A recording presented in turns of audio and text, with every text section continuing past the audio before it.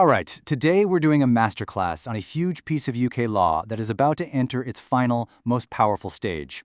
We're talking about the Digital Markets, Competition and Consumers Act, and believe me, its full force is about to be unleashed. So let's just dive right in with the most important question. What's so special about April 6, 2026? Well, that date is way more than just another day on the calendar. For digital businesses and for every single consumer in the UK, it marks a fundamental shift in the rules of the game. You see, this is the date when the final, absolutely crucial pieces of this massive act go live. It completes a regulatory puzzle that's been in the works for years. It is, no exaggeration, the beginning of a whole new era. Okay, so here's how it's going to roll out. The law sets that hard start date of April 6th. But it also recognizes that this is a huge change, so it builds in a 6-month transitional safety net, what they're calling the relevant period. This basically gives providers a window, right up until October 5th, to get their official accreditation finalized. It's kicking off a real race against the clock to get compliant. Now, at the heart of all this is something called the ADR regime. ADR stands for Alternative Dispute Resolution. And what it is a formal system for you, the consumer, to resolve complaints with businesses without having to go to court. The whole goal is for it to be a faster, cheaper, and way less intimidating process, all handled by an impartial third party.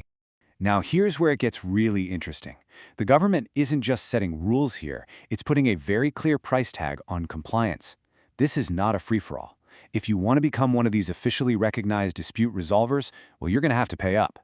First up, there's a pretty significant barrier to entry. Just to get your foot in the door, to even be considered for accreditation, there's a one-time application fee of £6,151. And it doesn't stop there. Let's say you're an accredited provider and you want to make changes, maybe expand to cover a new industry. That's going to cost you another £950 for each variation. And this isn't a one-and-done thing. To actually maintain that official status, every single provider has to pay £1,318. And get this, that's not annually, that's every 6 months. It's a steep, ongoing cost of doing business. But it's not just about the money, not by a long shot. Beyond all the fees, this act is kicking off a brand new era of transparency and accountability. From now on, ADR providers are going to be subject to some seriously rigorous data reporting. So, the days of these providers operating in some kind of black box, they're over. They now have to track and publish a whole host of metrics every year. Stuff like how long it takes them to resolve a case, how often their decisions are actually followed, and even a breakdown of whether their outcomes tend to favor the consumer or the business. And this mandate goes incredibly deep. I mean, the law literally requires these providers to do way more than just report numbers.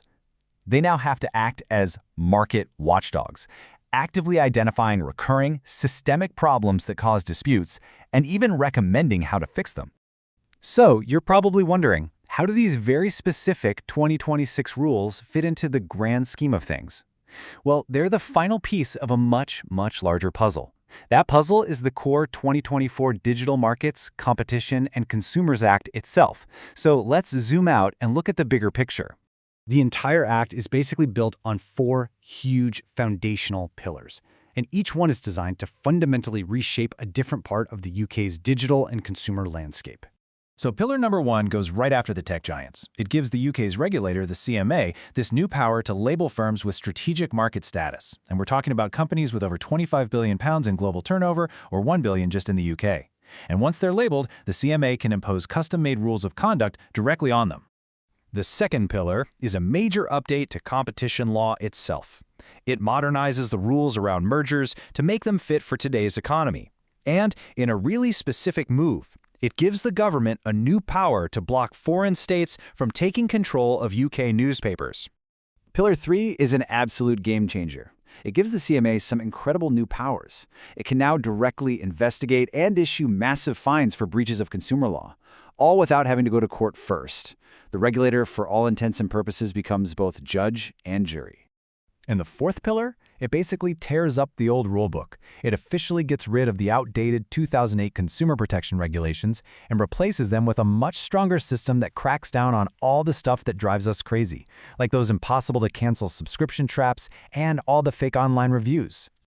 Okay, so with all of these new rules, these powerful pillars, and these strict deadlines, who is actually in charge of making sure this all works? Who really holds the power here?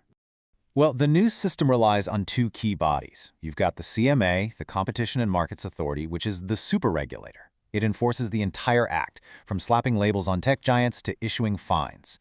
But for that ADR regime we talked about earlier, the power goes to a specialist body, the Chartered Trading Standards Institute, or CTSI. They're the ones who will handle all the accreditations, collect the fees, and monitor all that data. And if you really want to understand the true power of this new regime, you only need to remember one number: 10%. For the most serious breaches, the CMA can now fine a company up to 10% of its entire global turnover. To put that into perspective for you, for a tech giant with, say, a $300 billion annual revenue, that's a potential $30 billion fine.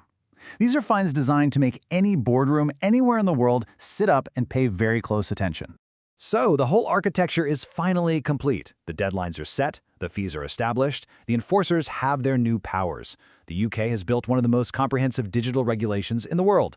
The real question now is, will it actually work? Will it succeed in taming the digital frontier and empowering consumers, or will the giants of the industry just find new ways to outmaneuver the rulebook?